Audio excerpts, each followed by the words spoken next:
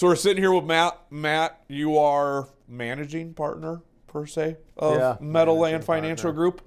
So give us a little history about you, what you got started into financial advising, and just your story, because, I mean, you've been all across the U.S., 3-year adventures, started here, left, came back. Just fill us in on your background. Yeah, appreciate you having me. So everyone knows we used to be college roommates and best friends, so appreciate you having me on. But graduated from South Dakota State, and I couldn't get out of South Dakota fast enough. You know, growing up here, grew up on a small dairy farm, and moved down to Omaha. That was my first big city where, I started working at TD Ameritrade out of college, and that's where I, found my love of finance. I actually, we talk about the intro, I went to college to be a civil engineer.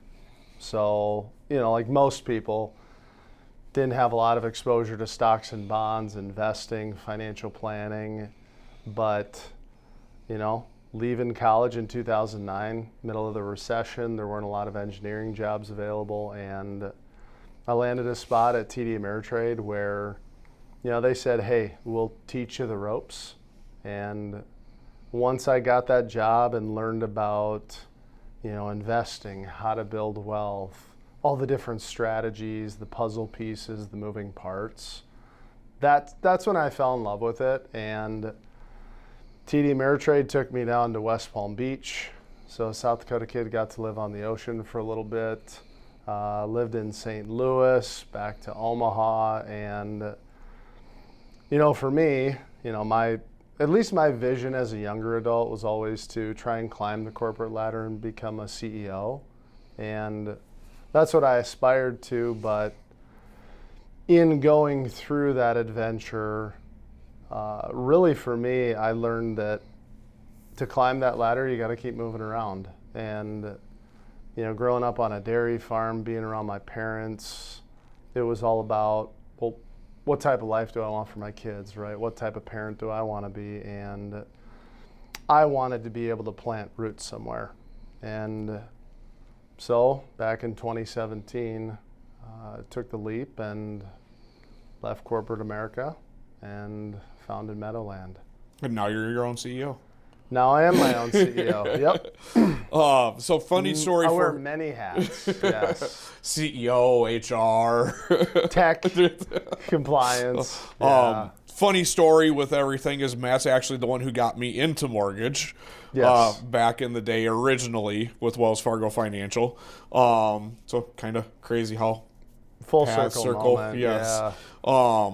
So with going the financial advising route for everything, like what's one of the biggest financial mistakes that you see high earners mistake in their 30s and 40s? Most common mistake that I would see high earners make in their 30s and 40s? Yep. That is a good question. Income creep. That would be the most common mistake.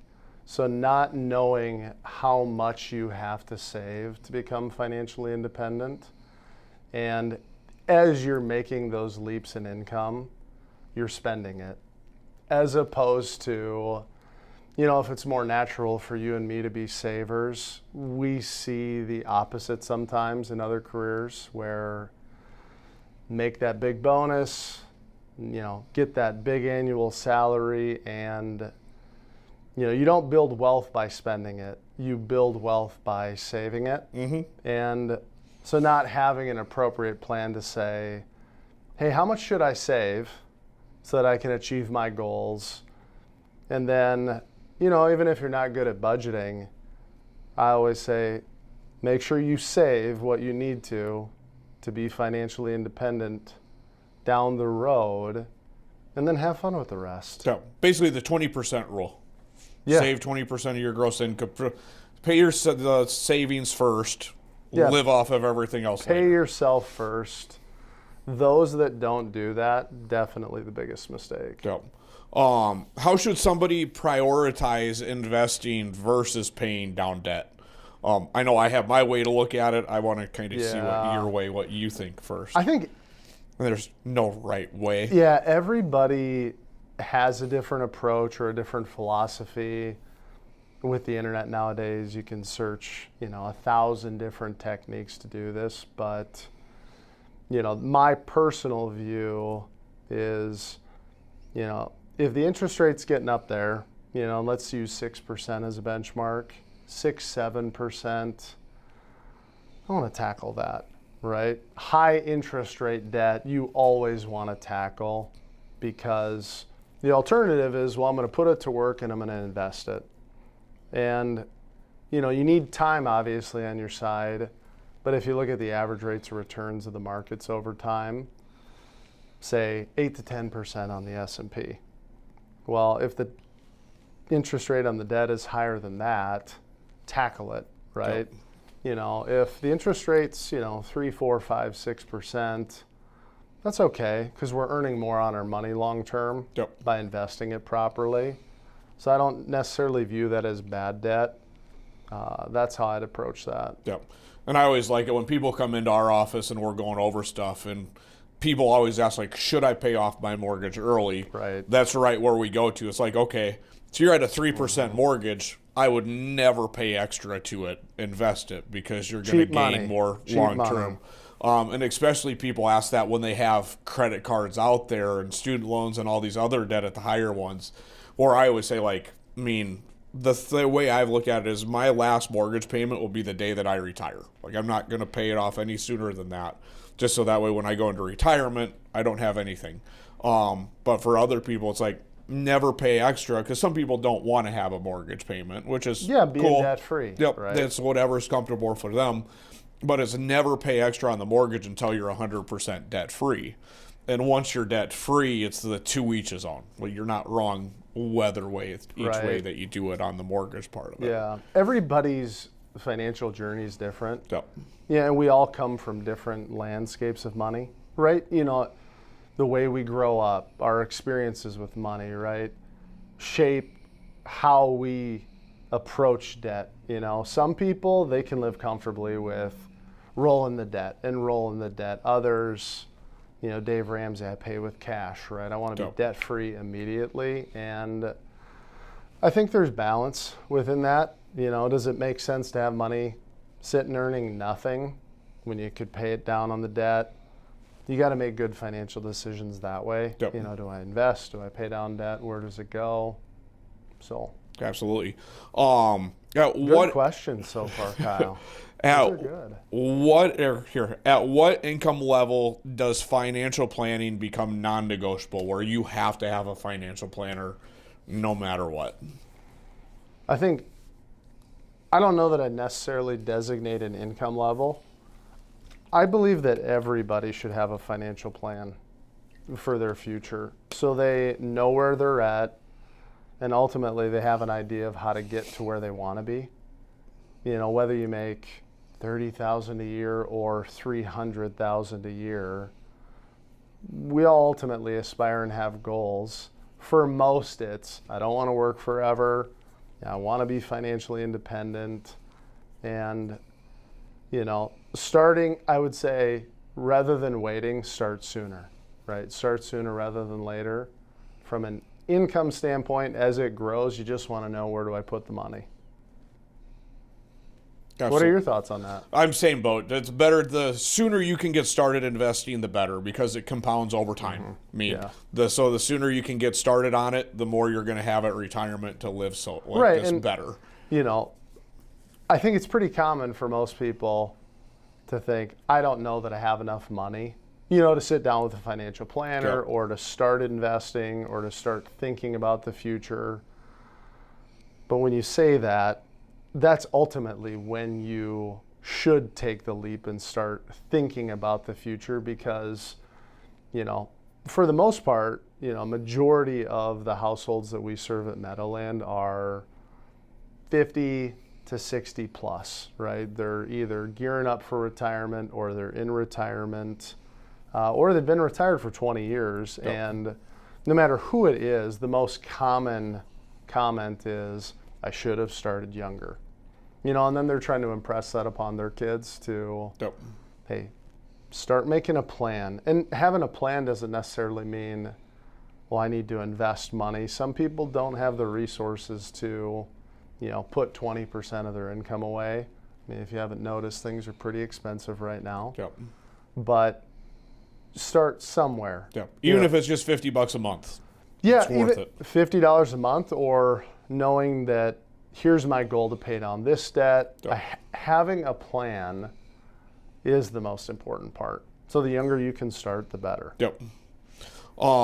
What's a real financial plan actually include just beyond investments? Kind of to follow up with that part. Yeah, I mean, my normal process when I think of financial planning, it's I want to put myself in somebody's shoes financially, because we're all different. So I want to put myself in their shoes financially with their goals in mind and try and envision, hey, if I'm in your seat, what would I do? And, a plan should look at how much do I make? What assets do I have? What debts do I have? Because we all make income, and the decisions surrounding, the income are, well, where does it go? Am I going to invest that money, put it into a retirement account? Should I focus on paying down debt? What does my safety net look like? The most important part of any financial plan is having a healthy safety net, and making sure that you have 3 to 6 months worth of expenses just sitting in reserves, right? Because, COVID happened 6 years ago. I mean, it was crazy, right? And we saw how many people didn't have a healthy safety net, put money on credit cards. Yeah, and that seems to be a lingering theme, throughout, the recovery, and now what we're dealing with, with inflation. And it's, if I have a good safety net, I have to check all of these boxes. It's not quite as simple as, yep, my financial advisor said I should put money in my 401k and invest in the stock market, right? It's financial planning is, when I have money, what should I do with it? Set a budget, just common things.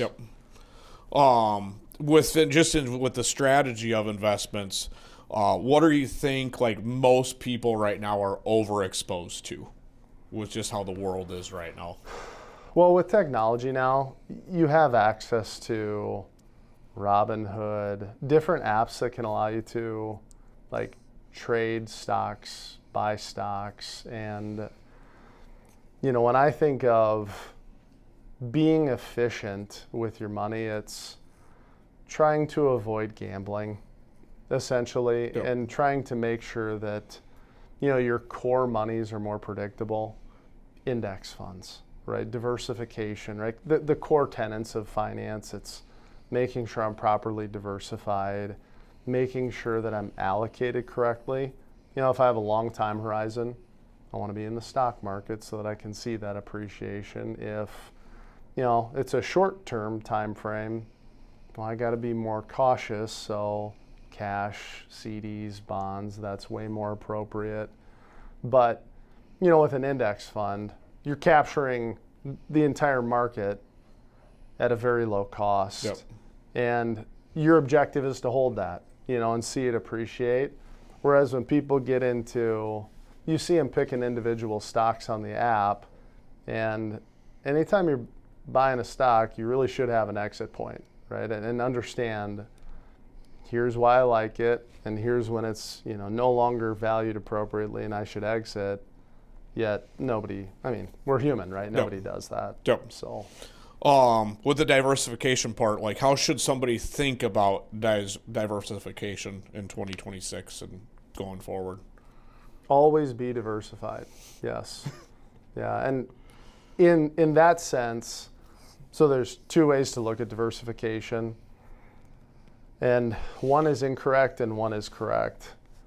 I've heard, countless times, don't keep your money all in the same basket, right? Keep your eggs in different baskets. And usually people mean, I've got money at this bank, or I've got an IRA here, or an investment account there. Now I've got 4 different places where my money is, but they all might own the same things, right? If you own the same funds or different funds, but they're allocated to the same investments, you might not truly be diversified even though the account numbers are different. Yep.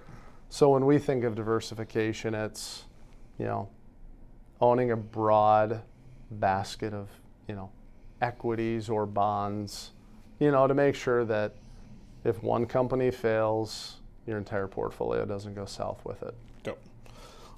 What's your view on passive index investing versus active management? That's a good question. There's pros and cons. We are definitely a fan of index, passive investing, and names like Vanguard, right? They come out. Basically, any study out there is going to show that 70 to 80% of the time with an index fund, you're going to outperform the active managers, mainly because they all play by the same rules. They have an objective to achieve, and in that mutual fund, they're going to own 400 to 500 stocks mandated. Index fund's going to own the same number, but the active fund might be taking a 1% cut.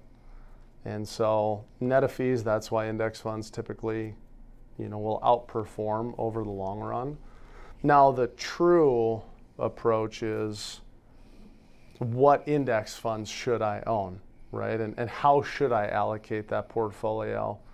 So a lot of what we do as financial planners isn't necessarily stock picking or, fund selection. It's making sure that the allocations are correct in a portfolio, and that, when things change, you need to have a plan to adapt. Mm-hmm.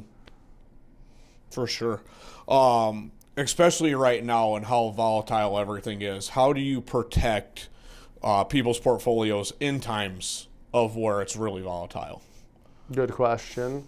Main approach would be always allocating ahead of time. So when you're a planner, you always plan for the worst case scenario, hope for the best.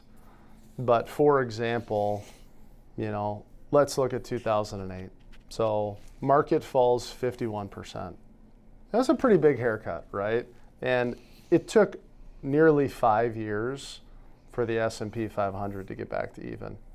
So trough to peak again, 5 years. Now, if you have a 30-year time horizon, the risk is minimal, right? Because you have time to let it recover, continue to appreciate. It's emotional. That's the hard part, right? Mm-hmm. Seeing your money get cut in half. But if you don't need it and you can allow it to sit and bake, awesome. What if you don't, right? So say you're in retirement, you're actively taking money from your investments. That's where that money needs to be preserved elsewhere. So having the appropriate allocation is really important. Bonds, cash, things that when the stock market falls, they're not as volatile, mm-hmm. right? So in a lot of reviews, I look at, what is the allocation? What are our needs from the portfolio? And, a typical adage, right? They always used to say, keep your age in bonds, which, stems from a world where we had significantly higher interest rates. People talk about the 80s. Yeah. Rates were 14, 15% on a CD, and that's where some of these old adages came in. I personally like to have 3 to 4 years worth of expenses in bonds. So if I know somebody's going to be taking out $50,000 a year from their portfolio, well, I need to at least have that in the bond category, mm-hmm. proactively, knowing that, should something happen tomorrow, worst case scenario, that the stocks can weather the storm. We can allow them to bake.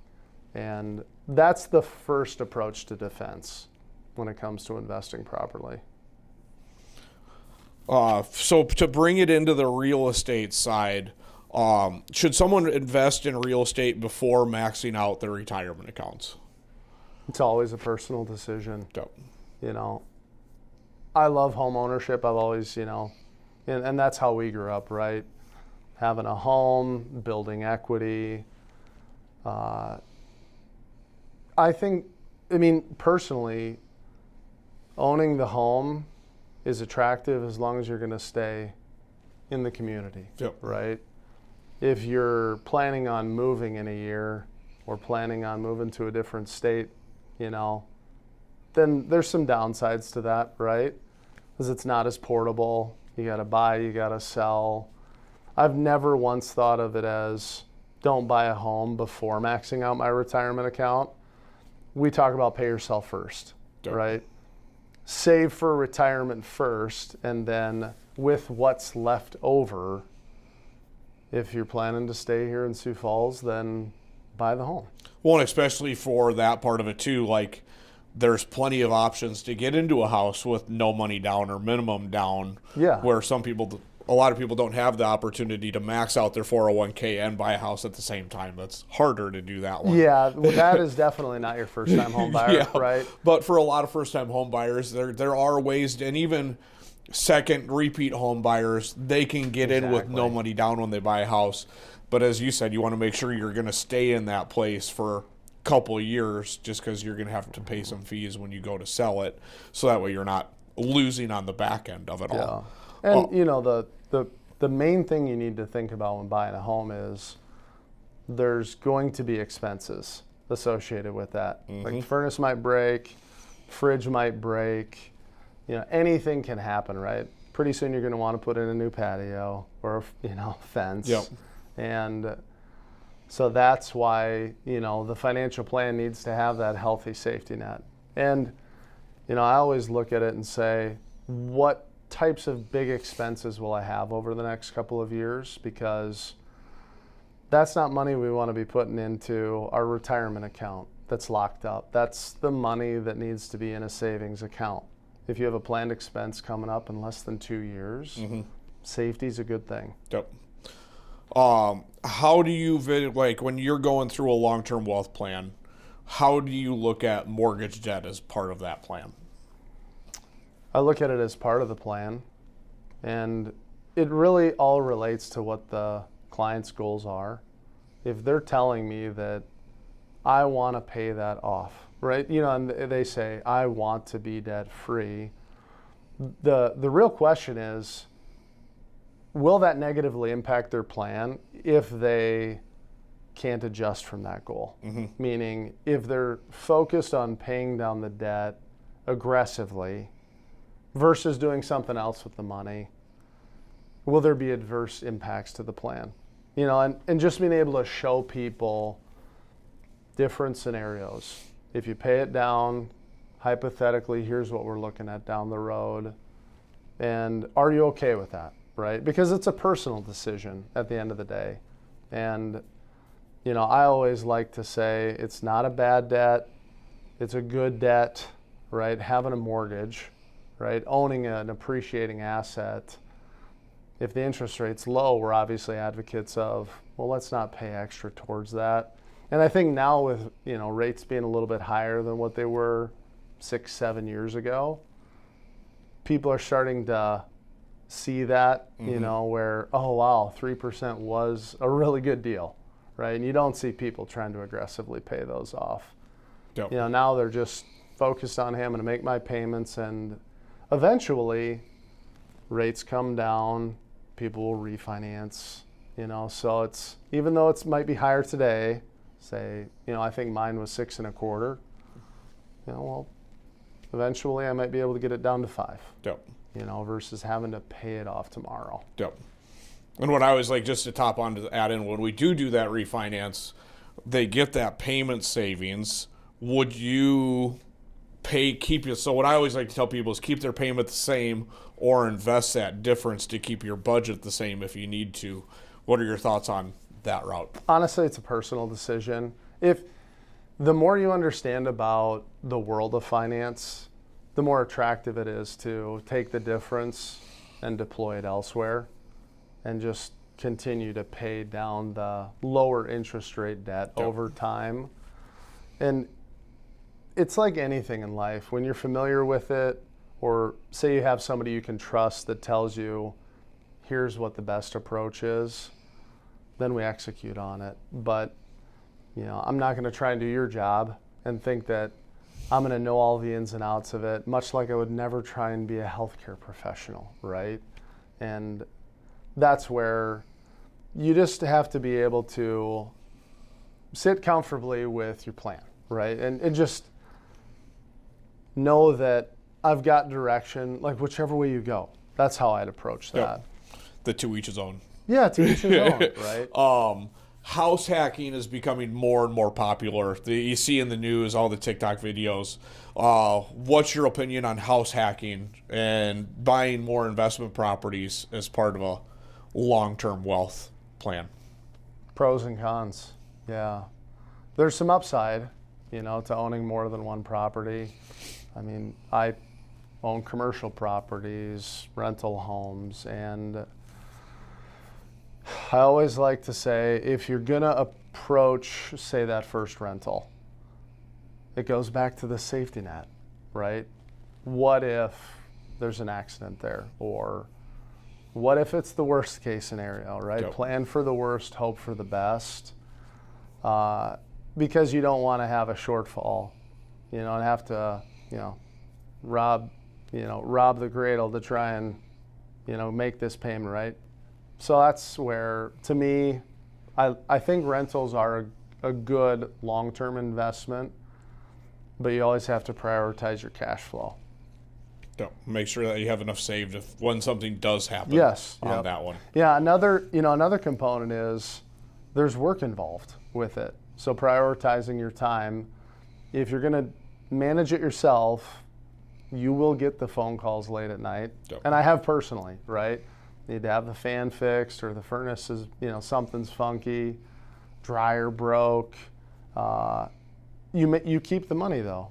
If you outsource it to a property manager, which I do now as I've expanded the portfolio, there's less headache, but there's less control, and there's a cost associated with that too. Yep. So just for retirement and tax strategy, then you always see Roth IRA versus traditional.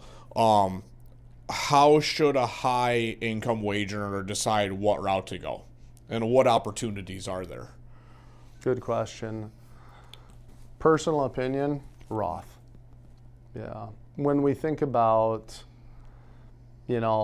Roth versus, pre-tax versus Roth, on the pre-tax side, I put the money in, I get the deduction today, but then over time, it grows, and whatever I take out down the road, I have to pay taxes on.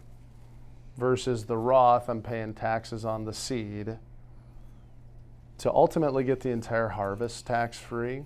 And, when you think about the CPA, your tax guy, his main job is to always make sure that you pay as little in taxes this year, right? And today. So it's tax minimization for today. But financial planners look at it and say, over your lifetime, what is the tax obligation? Even if I'm in a higher tax bracket today, how much time do I have to let that money grow?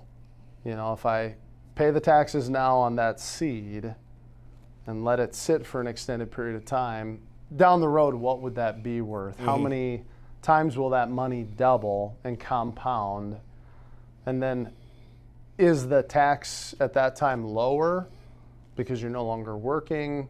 Right now we're in the lowest tax environment we've ever been in, historically as a nation, and thumping on 40 trillion in debt, so somebody's gonna have to pay those taxes. Yep. Right?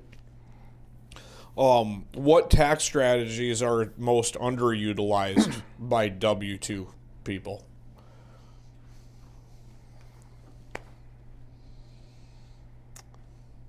The most underutilized tax strategy by W-2 people? Yeah. That's an interesting one, but it's a simple one. When you're in a low tax bracket, getting the deduction today might not be as good as paying your taxes now to see it grow tax-free for down the road. So back to your Roth comment, right? If I'm in a 12% bracket right now, the odds of that being lower down the road are minimal. So I want to pay my taxes on that money now to see it grow tax-free.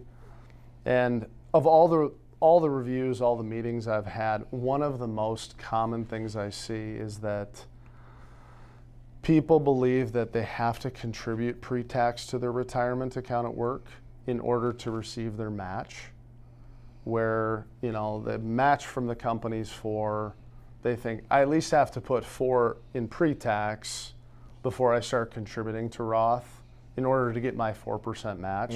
Untrue. All of your contributions can be Roth, and the company match will always be pre-tax, but there is no rule that says you have to do pre-tax contributions to get a pre-tax match. That would be the most common thing I see. And so I try to educate people, hey, let's do Roth now. The match will be pre-tax. That way you have balance in your plan long term. Yep. And try and get them on that. Well, and I think another, not a tax technical strategy, but retirement strategy for W-2 people that work for companies that I probably see the most is, say their employers do a match and they're not contributing. So they're losing out on the match. Free money is good money. That's a non-negotiable, right? Outside of having a healthy safety net, it doesn't even need to be said that you should always go for the free money. Yep. I know and plenty of people that, even though their employers contribute to it, they still don't. And it's like, you got to be doing that. Like, if there's one thing to absolutely do, if your employer offers a match, put in that match, because you're doubling it for free. Give yourself the raise, right? Yep. So once you do hit that retirement stage and you're ready to start withdrawing from retirement, what's the best strategy for that, in your opinion? Everybody's going to be different, right? But you always want to evaluate the buckets of money that you have. So for example, your pre-tax, your IRA money, your Roth IRA, which is tax-free, and then, depending upon how well you've saved, there's going to be folks that have an investment account or a non-qualified account to draw from. And what we try to look for is balance, where we're looking at, hey, what tax bracket are we going to be in based upon your spending objectives?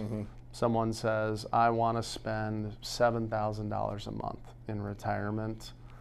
Some of it's going to come from Social Security, and the rest is going to come from, say they don't get a pension, it's going to come from their investments, right? And if you're strategic, you're not just going to pull it all, say, from the pre-tax to push them into a higher tax bracket that year. You'll look for balance. But one thing that I also see is that some folks will avoid pulling money from their pre-tax accounts until they're absolutely forced to. Now you can defer until age 73 with the RMD. And nobody likes to pay their taxes, right, in advance, right, and pull the money out, pay it now. There's some potential downsides to letting it compound. For example, if I decide not to pull any from my IRA and I'm going to pull all my Roth money out, all of my investment money out, and I'm married and say we're in a married filing joint tax bracket, we get the benefit of being able to earn more without getting pushed into those higher tax brackets. But what if I pass away, now my wife inherits the IRA, and it's still the same large account, but now, once she gets past 50, she's getting pushed to 22% tax bracket. So in all honesty, everybody's approach is going to be different as to how and where they take the money from, but you should seek balance, and know what the plan is over a 10-year period, over a 20-year period. And oftentimes we'll talk about the safe withdrawal amount. Like, how much can I safely take from this pot on an annual basis without the fear of it depleting, right? Because most people's fear is, I don't want to run out of money. I don't want to be, broke down the road, right? I want to be able to pay for care. And some professionals will say 4%, 5%. Some push it even to 6%. But it all really depends upon how you want to allocate that money, you know. For sure. With wrapping up here, I know we kind of talked about it a little bit before. What's your biggest piece of advice you'd ever give anybody? Start now. Have a plan now. You know, don't punt it 10 years. You know, don't delay, especially anybody in their 20s, right? That is the best time to create a financial plan. You know, to start thinking about your older self, because that's what everybody that's older will tell you. I wish I would have started sooner. Another piece of advice would be try and take advantage of tax-free growth. Where applicable, use a Roth component either in your 401k or an IRA, because you'll have so much time to see that money grow tax-free. Super important. Last piece of advice, have a budget, you know, so that you know, here's how much I have to pay myself for my older self so that he or she thanks me. And then once I've achieved that, where else is my money going to go, right? If I want a home, what are my goals? Have a budget. Yep. So. And if somebody wants to set up a financial plan, what's the easiest way to reach you? They can contact our office, Meadowland Financial Group. And phone number, 605-371-2258. Got that memorized. But yeah, they reach out to our office, would schedule a meeting with, we have 4 partners. So all of us are certified financial planners. We're all fiduciaries. The first meeting is not intimidating at all. We don't really request that people bring in, a packet of documents. We want to sit down and just get to know you. And we use a whiteboard in our office. That's one of the unique things that we do. We're still kind of old school that way. So when folks come in, we're visual planners, so we want to visualize it with them, and map their financial world out on the whiteboard so that we can see where things are at and match that up with their goals. And then ultimately then determine, well, what are the next best steps? How do we serve somebody properly? But I appreciate having me on, man. Yeah, This has been fun. Yep. Yeah. That's a wrap.